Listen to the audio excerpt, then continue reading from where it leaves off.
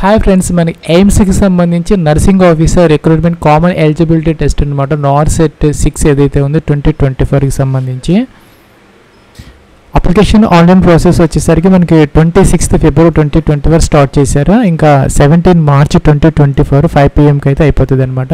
దీనికి సంబంధించి మనకి CBT కంప్యూటర్ బేస్డ్ టెస్ట్ ఏదైతే ఉందో స్టేజ్ 1కి సంబంధించి ప్రిలిమ్స్ 14 April 2024 సండే అయితే కండక్ట్ చేసే అవకాశాలు అయితే ఉన్నాయి. ఇంకా సెకండ్ స్టేజ్ CBT వచ్చేసరికి మెయిన్స్ అనమాట. నార్సెట్కి సంబంధించి 5th May అనమాట 2024 సండే అయితే ఇది కండక్ట్ చేసే అవకాశాలు అయితే ఉన్నాయి.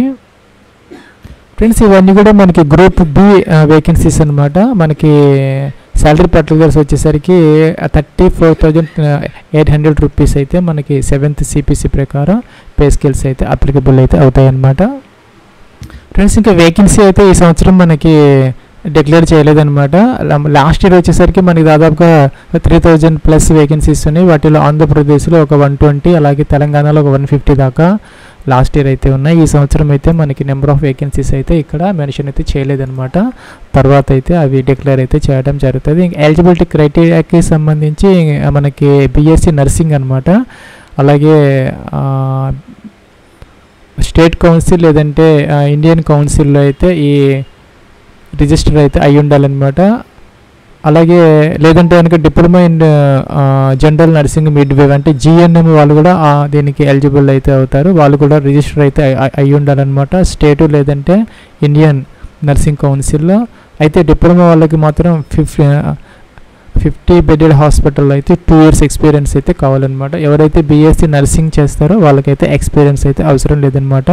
డైరెక్ట్గా అప్లై చేసుకోవచ్చు. ఇంకా డిప్లొమా ఇన్ GNM చేసిన వాళ్ళకి మాత్రం 2 years 50 బెడెడ్ హాస్పిటల్లో అయితే ఎక్స్పీరియన్స్ అయితే కావాలన్నమాట.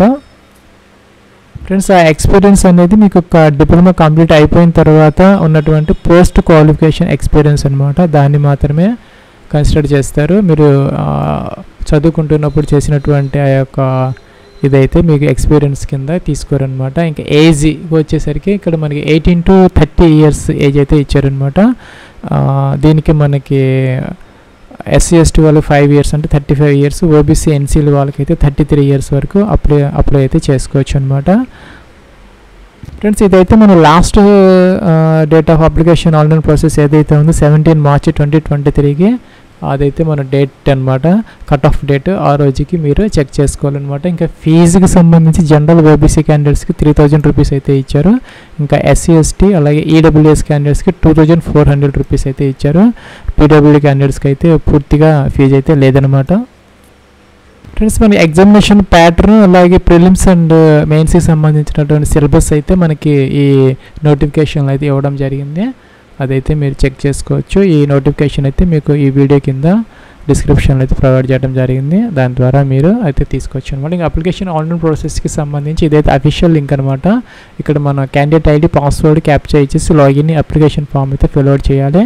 దానికన్నా ముందు ఇక్కడ మనకి click here for new registration అని ఉంది. దీని మీద క్లిక్ చేసి మొదట మనం రిజిస్టర్ అయితే అవ్వాలన్నమాట. ఫ్రెండ్స్, ఇదైతే మనకి అప్లికేషన్ ఆన్లైన్ ప్రాసెస్ అనమాట. మొదట రిజిస్టర్ అవ్వాలి, తర్వాత క్వాలిఫికేషన్ అడ్రస్ డీటెయిల్స్ ఎంటర్ చేసుకోవాలి, తర్వాత ఎక్స్పీరియన్స్ డీటెయిల్స్ అవసరమైన వాళ్ళకి, అలాగే మేక్ పేమెంట్ అనమాట. ఫీజ్ పే చేయాలి. చేసిన వాళ్ళకి మాత్రమే మనకి సిటీ ఎగ్జామ్ చాయిస్ అయితే వస్తాయి. తర్వాత అప్లోడ్ ఇమేజెస్, అలాగే ప్రింట్ అప్లికేషన్ ఫామ్ అనమాట. ఇలాగ 7 steps మనకి స్టెప్స్ ఆఫ్ అప్లికేషన్ ప్రాసెస్ అయితే ఇచ్చారు. ఇక్కడ టోల్ ఫ్రీ నెంబర్ ఇచ్చారనమాట. మీకు ఏదైనా టెక్నికల్ ప్రాబ్లమ్స్ ఉంటే అప్లికేషన్ ఆన్లైన్ ప్రాసెస్లో వీళ్ళని కాంటాక్ట్ అయితే మీరు చేసుకోవచ్చు అనమాట. ఫ్రెండ్స్, మీరు అప్లికేషన్ పెట్టుకునే దానికి ఇక్కడ ఈ లిస్ట్లో ఇచ్చారనమాట. ఇవన్నీ మీకు అవసరమైతే అవుతాయి. ఇవన్నీ రెడీ చేసుకొని మీరు ప్రొసీడ్ అయితే అవ్వాలి.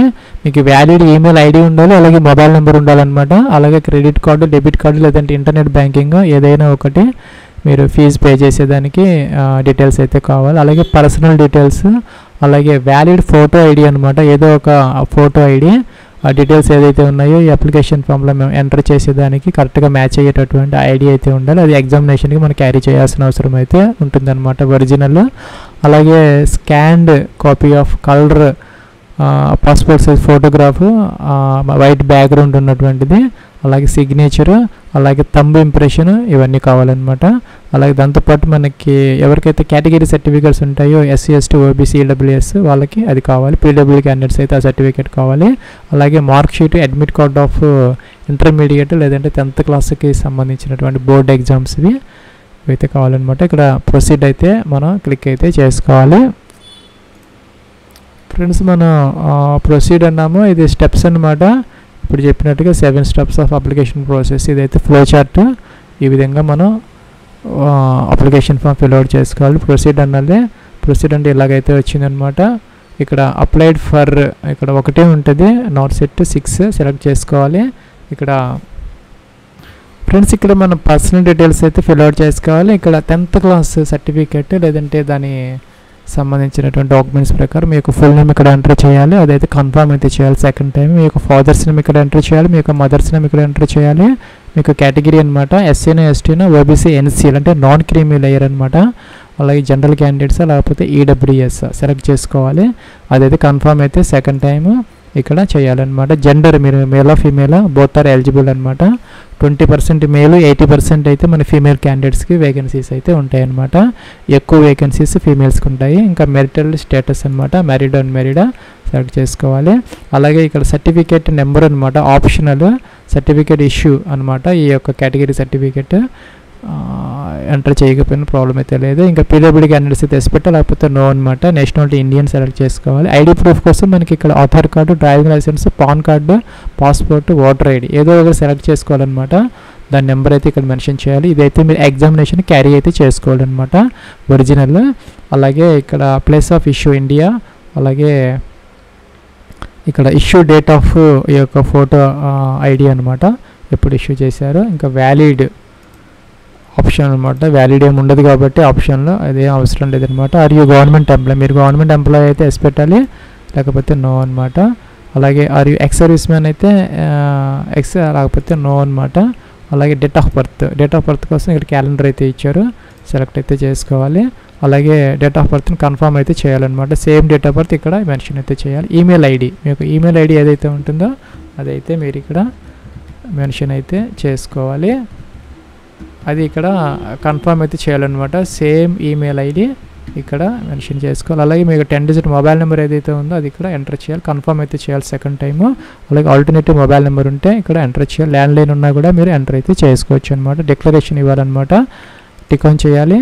టిక్ ఆన్ చేసిన తర్వాత సేవ్ అండ్ ప్రొసీడ్ అయితే అవ్వచ్చు, లేదంటే ఎగ్జిట్ అయిపోయి తర్వాత అయినా మీరు అప్లికేషన్ ఫామ్ అయితే ఫిల్అవుట్ చేసుకోవచ్చు. ఫ్రెండ్స్ మనకి first step of application process అయితే కంప్లీట్ అయింది. రిజిస్ట్రేషన్ నెంబరు, ఇక్కడ క్యాండిడేట్ ఐడి అయితే అలౌట్ అయింది. మనకి ఈమెయిల్ అయితే వస్తుంది అనమాట, ఈమెయిల్. ఇదైతే మనం ఒక చోట నోట్ చేసుకొని పెట్టుకోవాలి, ఓకే అనాలి. ఫ్రెండ్స్ మనకి నెక్స్ట్ ఇలా అయితే వచ్చింది అనమాట. ఓల్డ్ పాస్వర్డ్ మన ఈమెయిల్ ఐడికి అయితే పంపించారు వీళ్ళు, ఇక్కడ ఎంటర్ చేయాలి. మరి ఇక్కడ న్యూ పాస్వర్డ్ అయితే ఇక్కడ మీరు ఎంటర్ అయితే చేసుకోవచ్చు. అదైతే మనకి alpha numeric with combination of special క్యారెక్టర్స్తో ఒక న్యూ పాస్వర్డ్ క్రియేట్ చేసుకొని నోట్ చేసుకొని పెట్టుకొని ఒక చోట కన్ఫర్మ్ అయితే చేసుకోవాలి, అప్డేట్ అనాలి. ఫ్రెండ్స్ ఇదైతే మనకి లాగిన్ ఐడి అనమాట, లాగిన్ ఫామ్ అనమాట. ఇక్కడ క్యాండిడేట్ ఐడి అయితే మనం ఎంటర్ చేయాలి. పాస్వర్డ్ ఇప్పుడు మనం కొత్త పాస్వర్డ్ జనరేట్ చేసుకున్నాము, అది ఎంటర్ చేయాలి. ఇక్కడైతే క్యాప్చా ఎంటర్ చేయాలన్నమాట, లాగిన్ అనాలి. ఫ్రెండ్స్ మనం లాగిన్ అయితే అయ్యాం. ఇక్కడ కొన్ని డీటెయిల్స్ అయితే కనపడుతున్నాయి అనమాట. ఇంటూ పెట్టినవన్నీ మనం ఇవన్నీ ఇన్కంప్లీట్ అనమాట, మనం ఇవన్నీ కంప్లీట్ చేసుకోవాలి. Qualification, address details, experience details, make payment అనమాట, city choice, upload images, print registration form. ఏ ఇన్ఫర్మేషన్ ఏదైనా మీరు ఎడిట్ చేసుకోవాలనుకుంటే ఇక్కడ ఎడిట్ అనే ఫామ్ బటన్ ఉంది, దీని మీద క్లిక్ చేయొచ్చు, లేదంటే ప్రొసీడ్ అయితే అవ్వచ్చు. ఫ్రెండ్స్ ఇక్కడ ఎడ్యుకేషన్ క్వాలిఫికేషన్ డీటెయిల్స్ మనం ఎంటర్ చేయాలన్నమాట. బీఎస్సీ హానర్స్ నర్సింగ్ లేదంటే బీఎస్సీ నర్సింగ్. రెండో ఆప్షన్ ఏమో బీఎస్సీ పోస్ట్ సర్టిఫికేట్ అనమాట, పోస్ట్ బేసిక్ బీఎస్సీ నర్సింగ్. అలాగే ఇక్కడ జిఎన్ఎం అనమాట, మీకు ఏది అప్లికబుల్ అయితే సెలెక్ట్ అయితే చేసుకోవాలి. పాస్డ్ అయి ఉండాలి కంపల్సరీగా. యూనివర్సిటీ నేమ్ ఎక్కడ చదువుకున్నారో బీఎస్సీ, లేకపోతే GNM, college name, passing date, అలాగే అడ్మిషన్ మీరు ఎప్పుడు అడ్మిట్ అయ్యారో, ఈ యొక్క బీఎస్సీ నర్సింగ్ ఎప్పుడు పూర్తి చేశారో. అలాగే ఇక రిజిస్ట్రేషన్ అనమాట, registered as nurse and mid wife కంపల్సరీగా మీరు రిజిస్టర్ అయితే అయ్యి ఉండాలన్నమాట. ఇక్కడ ఎస్ పెట్టాలి, ఆటోమేటిక్గా ఎస్ ఉంది, మనం ఏం చేయక. రిజిస్ట్రేషన్ నెంబర్ అయితే ఎంటర్ చేయాలన్నమాట. ఒకవేళ మీరు రెన్యువల్ చేయించుకొని ఉంటే అది కొత్త నెంబర్ ఏదైనా వస్తే అదైతే ఎంటర్ చేసుకోవచ్చు. అలాగే రిజిస్ట్రేషన్ నెంబర్ నర్స్కి సంబంధించి రిజిస్ట్రేషన్ నెంబర్, ఏదైతే మిడ్ వైఫ్కి సంబంధించి నెంబర్ ఇక్కడ ఎంటర్ చేసుకోవాలి. మీరు state name of nursing council అనమాట, ఏ నర్సింగ్ కౌన్సిల్ రిజిస్టర్ అయ్యారో ఎంటర్ చేసుకోవాలి. అందరూ తెలంగాణది. ఇంకా date of issue of registration, ఎప్పుడు ఇష్యూ చేశారో డేట్ అనమాట ఎంటర్ చేసుకోవాలి. ఇంకా అడ్రస్ డీటెయిల్స్ కోసం మనం మొదట కంట్రీ సెలెక్ట్ చేసుకోవాలి. అలాగే పిన్ కోడ్ కూడా మనం మెన్షన్ అయితే చేసుకోవాలన్నమాట ఈ విధంగా. అలాగే ఇక్కడ స్టేట్ ఇవన్నీ ఆటోమేటిక్గా వస్తాయి, మనం సెలెక్ట్ చేసుకోవాలి. ఇక్కడ స్టేట్, డిస్ట్రిక్ట్, అలాగే సిటీ, అంటే అడ్రస్లో నుంచి సిటీ అడ్రస్ 1 అనమాట. అంటే మనకి డోర్ నెంబర్, ఫ్లాట్ నెంబర్తో సహా ఈ విధంగా మనం ఎంటర్ అయితే చేసుకోవాలి. కంప్లీట్ అడ్రస్ అనమాట. ఇంకా correspondence address, permanent address both are same అయితే టిక్ ఆన్ చేసుకుంటే కిందకైతే వచ్చేస్తాయి. సేవ్ అండ్ ప్రొసీడ్ అయితే చేసుకోవచ్చు అనమాట. ఫ్రెండ్స్ మనకి నెక్స్ట్ స్టెప్లో ఇక్కడ వర్క్ ఎక్స్పీరియన్స్ ఉంటే కనుక ఎస్ పెట్టాలి. ఎస్ పెడితే కనుక ఆర్గనైజేషన్ అనమాట. మీరు ఎక్కడ ఎయిమ్స్కి సంబంధించినటువంటి అన్నీ వస్తున్నాయి. వీటిలో ఏదైనా మీరు కాంట్రాక్ట్ కానీ అలాగా జాబ్ చేస్తున్న ఎక్స్పీరియన్స్ ఉంటే సెలెక్ట్ చేసుకోవాలి. అదర్ అయితే అదర్ తీసుకోవచ్చు. డిజిగ్నేషన్ ఏ పోస్ట్ చేశారో, రెగ్యులర్ పోస్టా, కాంట్రాక్ట్ పోస్టా, టెంపరీ అడిహాక, ఎప్పటి నుంచి ఎంతవరకు చేశారు, టోటల్ డేస్ అయితే మెన్షన్ అయితే చేసుకోవాలి. లేదంటే ఎక్స్పీరియన్స్ లేకపోతే నో పెట్టి సేవ్ అండ్ ప్రొసీడ్ అయితే మీరు చేసుకోవచ్చు అనమాట. ఫ్రెండ్స్ మన జిఎన్ఎం వాళ్ళకైతే కంపల్సరీగా అయితే ఎక్స్పీరియన్స్ కావాలి, బీఎస్సీ వాళ్ళకైతే అవసరం అయితే లేదనమాట. ఫ్రెండ్స్ మనకి నెక్స్ట్ స్టెప్లో అయితే ఇక్కడ మనం ఫీజు పే చేయాలి. ఇక్కడ అమౌంట్ అయితే చూపిస్తున్నారనమాట, ఇది పే చేయాలి. ఇక్కడ ఆన్లైన్ పేమెంట్ అని దీని మీద క్లిక్ అయితే చేసుకోవాలి. ఫ్రెండ్స్ ఇక్కడ మనకి మల్టిపుల్ ఆప్షన్స్ అయితే వచ్చాయన్నమాట. మీకు ఎస్బీఐ నెట్ బ్యాంకింగ్ ఉంటే మీకు 0 చార్జెస్ ఏమి ఉండవు అనమాట. ఇంకా అదర్ బ్యాంక్ నెట్ బ్యాంకింగ్ అయితే మీకు 17 రూపీస్ అయితే పడుతుంది. అలాగే మీకు స్టేట్ బ్యాంక్ డెబిట్ కార్డ్స్ ఉంటే 0 చార్జెస్ అనమాట. అదర్ బ్యాంక్ డెబిట్స్ కార్డ్స్ కూడా 0 అనమాట. ఇంకా క్రెడిట్ కార్డ్ అయితే మీకు ఒక 28 రూపీస్ అయితే పడతాయి అనమాట. ఏదో సెలెక్ట్ చేసుకొని డీటెయిల్స్ అయితే మీరు ఎంటర్ అయితే చేసుకోవాలి. ఫ్రెండ్స్ మనకి ఇక్కడ కన్ఫర్మ్ అనాలి. ఇక్కడ సెకండ్ టైం కూడా మీరు కన్ఫర్మ్ అయితే చేసుకోవాలన్నమాట. చేస్తే మీకు ఇక్కడ పేమెంట్ గేట్వే అయితే ఓపెన్ అవుతుంది. ఇక్కడ కార్డ్ నెంబర్ డీటెయిల్స్ అడుగుతుంది అనమాట. అన్నీ ఎంటర్ చేసేస్తే మీకు ఇక్కడ ఫీజు అయితే పే అయిపోతుంది. ఫ్రెండ్స్ నేనైతే ఫీజు అయితే కనుక పే చేయలేదన్నమాట. మనకి ఫీజు పే చేసిన వాళ్ళకి సిటీ చాయిస్ వస్తుంది, అదైతే మీరు సెలెక్ట్ అయితే చేసుకోవచ్చు. మన ఆంధ్ర తెలంగాణలో అయితే మనకి ఎగ్జామ్ సిటీస్ అయితే ఉంటాయి, సెలెక్ట్ అయితే చేసుకోవచ్చు అనమాట. ఎవరైనా అప్లై చేసిన వాళ్ళు ఉంటే ఈ వీడియో కింద కామెంట్స్లో కనుక కామెంట్ చేస్తే వాళ్ళకి ఇతరులకు అయితే అది ఉపయోగపడే అవకాశం అయితే ఉంటుందన్నమాట. నెక్స్ట్ అప్లోడ్ ఇమేజెస్, ఇంకా ప్రింట్ ఆఫ్ అప్లికేషన్ అనమాట. ఇక్కడ మనకి ఫోటోకి సంబంధించి మనం జేపీజీలో 100 KB వరకు అయితే మనం అప్లోడ్ అయితే చేయాలి. అలాగే సిగ్నేచర్ కూడా మనం 50 KB వరకు జేపీజీలో అప్లోడ్ అయితే చేయాలి. ఇంకా అలాగే థంబ్ ఇంప్రెషన్ కూడా మనం అప్లోడ్ అయితే చేయాలన్నమాట జేపీజీలో. దానికి సంబంధించి ఇక్కడ మనకి ఫస్ట్ మన ఫోటోగ్రాఫ్ సంబంధించి ఇక్కడ డీటెయిల్స్ అయితే ఇచ్చారు. దీని మీద క్లిక్ చేస్తే మనకి ఎలాగా ఆ ఫోటోని మనం రీసైజ్ చేసుకోవాలనేది ఇక్కడైతే ఇచ్చారనమాట. మన పెయింట్లో అయితే మన ఫోటో ఓపెన్ చేసుకోవాలి ఫస్ట్. ఇక్కడ ఇలాగైతే వస్తుంది ఫోటో. మన డైమెన్షన్స్ ఏవో ఉంటాయి, అవి కాకుండా మనం వాటిని రీసైజ్ అనే బటన్ అయితే ఉంటుంది ఇక్కడ మనకి. ఇక్కడ మన పెయింట్లోకి వెళ్ళిపోతే మనకి ఇక్కడ రీసైజ్ అనే బటన్ ఉంటుంది. రీసైజ్ బటన్ మీద క్లిక్ చేస్తే ఇక్కడ టిక్ ఆన్ అయ్యి ఉంటుంది, టిక్ ఆఫ్ చేసుకోవాలన్నమాట. టిక్ తీసేసి ఇక్కడ 350x450 అలా ఇచ్చేసి మనం ఓకే అనాలి. తర్వాత మనం సేవ్ అయితే చేయాలన్నమాట. ఇక్కడ సేవ్ అనే బటన్ ఉంటుంది, సేవ్ చేసేసి మనం ఆ సైజ్ చూసుకొని జేపీజీలో